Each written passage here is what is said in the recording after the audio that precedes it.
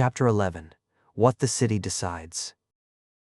The equipment bay was the same one Torres had sealed him into at dawn. Functional, exactly as unremarkable as a docking-level holding cell needed to be. He hadn't needed to make it worse than that.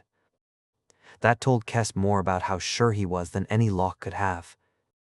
Kess spent the first hour mapping the facility's systems through the network, orienting herself rather than plotting a way out.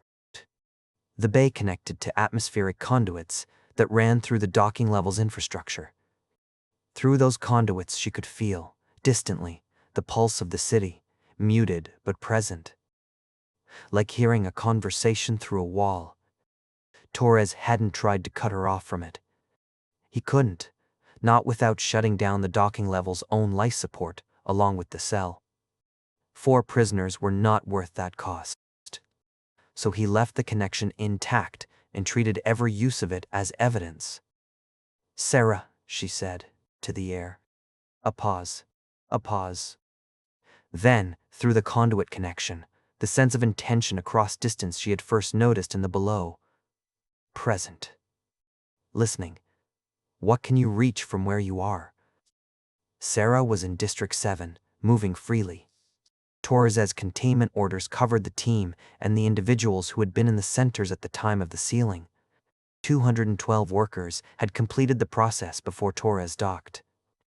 They remained at their posts under restricted movement and reported for medical and cognitive assessment in shifts. Pulling 212 trained workers off active systems would have endangered the city sooner than leaving them at their posts while he built his case. He'd made that trade deliberately and logged it as its own data point against the network he was building a case around. "Tell them to keep working," Kess said, "not visibly. Just keep the systems running the way they've learned to run them. Let the evidence accumulate." "Understood," Sarah answered, and Kess felt her already moving on it. She paused. "And Sarah, watch them." The integrated workers. Watch for the synchronization. "If it's spreading, I need to know." A longer pause. "I will." Thane was doing push-ups in the corner, past the point where it was exercise, past the point where his arm should have given out and hadn't. Kess heard his shoulder give out, later than it should have, and he did not stop. She had to cross the room and physically pull him up off the floor. Left to himself, he would have found out the hard way that his body still had limits, whatever it cost him to learn it. He didn't thank her. He sat with his back against the wall, flexing the shoulder that should have stopped him an hour ago. He said nothing about what that meant. Vera sat cross-legged on her cot, with her eyes closed, not resting. Kess could feel her working through the docking bay's own systems from memory, tracing conduit paths and load calculations the way she used to work equations by hand. Every few minutes she checked herself. Did she still need the network to find the answer, or could she get there first? Perea was not in the facility. She had gone voluntarily to the medical holding area with the interrupted integrations. The first day passed. Sarah watched from just outside his circle of engineers, and through her, Kess followed the work. Interviewing integrated citizens individually. Reviewing Torn's data with his own people. Documenting everything. He was building a case against integration, the atmospheric improvements and the cognitive changes laid side by side. The same data, 2 conclusions. On the second day, the Dawnforge efficiency dropped 2 points, 68 to 66. Torres's chief engineer brought him the readings. Through Sarah, Kess felt the engineer's response, surprise, then confusion. The official projection said, 14 months of stability. The reading said Torn's exponential model was right. Torres did not act on this immediately. He added the Dawnforge data to his assessment without changing his conclusion. The evidence stayed in the file, even where it weakened his case. On the second day, Sarah came through the conduit with something else. "The synchronization. I'm seeing it." "How bad?" Kess asked, subtle. "The integrated workers in District 4 are coordinating maintenance schedules without formal communication. They arrive at the same conclusions about repair priorities independently. They're more efficient. The systems are running better, A pause. But they're also losing arguments, or losing the inclination to keep having them. When a disagreement starts, it resolves faster than it should. Someone concedes before they finish thinking. This morning, a maintenance lead argued for patching a coolant line before winter load hit it. 30 seconds later, he agreed to defer it instead, and when I asked him why, through the network, he couldn't tell me. He just said it made more sense the other way now. GC, Kess sat with this. Is it getting worse? I can't tell. I might be seeing patterns because you asked me to look for them. Or I might be seeing real patterns. Those are different things, and I can't distinguish them from inside the network. Fald, itch. One more thing, Sarah said, when Kess didn't answer right away. Torn. He's walking Torres's engineers through the failure model. He's better at it than he was in the council chamber. Cleaner. Faster. He started a sentence, stopped, started again. Twice. Different words both times. Checking himself. A pause. He's still checking. I don't know if that's supposed to make me feel better. Kess didn't know either. Torres' question again. Was the certainty hers? On the third day, Brass broke silence. Through the integrated network. Through Nadia Solis, who had spent 3 days in her own holding facility, quietly tending Brass's atmospheric systems through attention and willingness. Her cell held no more than Kess's own did. What broke through was a reading. Brass's atmospheric efficiency had stabilized and begun to improve. Torres's frigate crew hadn't prevented it because they hadn't known it was happening. It happened because one integrated engineer knew how to talk to the system she maintained. Torres received the Brass readings. Sarah watched him fold them into his file.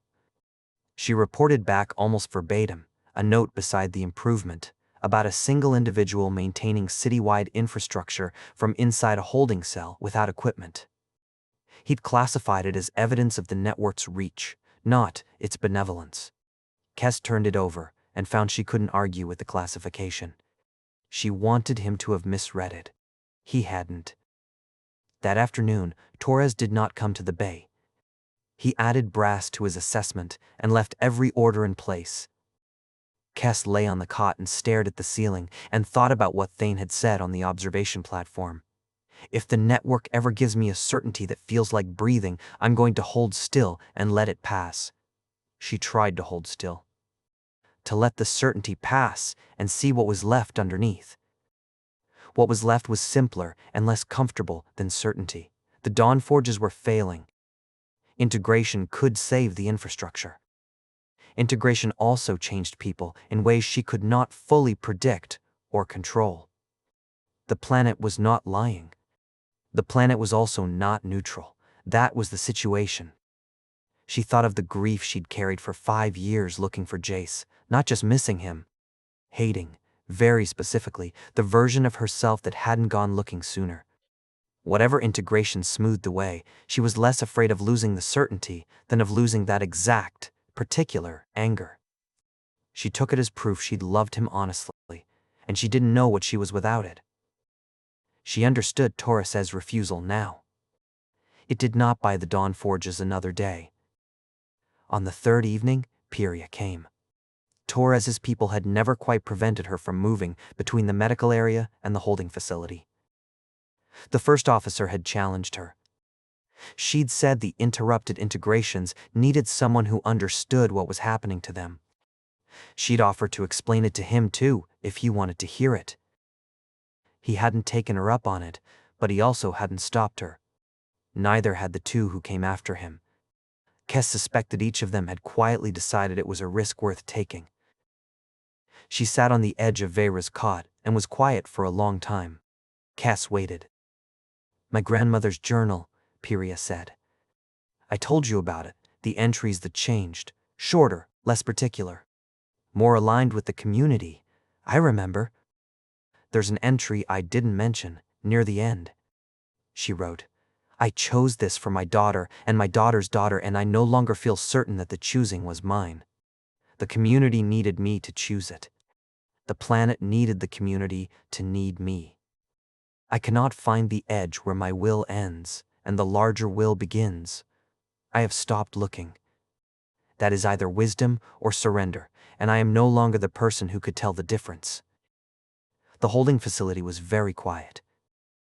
My people have been living with this for 8 generations, Pyria said. I came on this mission believing we had made peace with the cost, that we understood the trade. She looked at Kess. We didn't understand, we accepted. Those are different things. My grandmother knew the difference. And then she stopped being the person who could tell the difference. Nobody after her had the words to ask the question again. Not until now. What are you going to do with that? Kess asked. I'm going to go to Brass, Pyria said. I'm going to help Solis and the 62 people waiting there. I'm going to tell them what my grandmother wrote.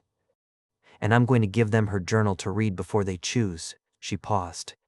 Not to stop them, to make sure they know what they're choosing. The real thing, exactly as she wrote it. Nothing softened. Pyria, Kess said. Yes, Pyria said. Are you angry? Kess asked. Pyria looked at her for a long time. I have been angry since the memory pools. I will be angry for the rest of my life. The planet was patient while my grandmother lost herself. It will be patient while I am angry about it. That is its nature. She stood. Anger and commitment are not opposites. My grandmother proved that. She kept writing. She left. The holding facility was quiet again. Kess lay back on the cot and thought about a journal she had never read, written by a woman she had never met, who had found the words for something the rest of them were only beginning to understand. Someone had finally spoken the question aloud instead of just carrying it. She thought of Jace, tending his garden 3 days and a whole world below her. Somewhere in the memory the Guardian kept, maybe there was a version of him who had asked himself the same question, where his choosing ended and the planets began. She hoped, for his sake, that he'd never needed an answer. On the 4th morning, Kess felt something shift in the network far beyond Oriet. A new presence, large and deliberate. Corvin. She sat up on the cot and looked at Thane, who was already awake, already feeling it too. His luminous eyes met hers in the dim light of the bay. Vera spoke without opening her eyes. He's not alone. He brought the numbers himself, not a summary of them. It was accurate. It was also not how Vera usually talked, and the two of them both heard it. Here we go, Thane said. Outside, dawn was arriving. Corvin had the authority to end this, one way or another. The network carried no verdict from him yet. That was either their best chance or their most dangerous moment. She got up and waited.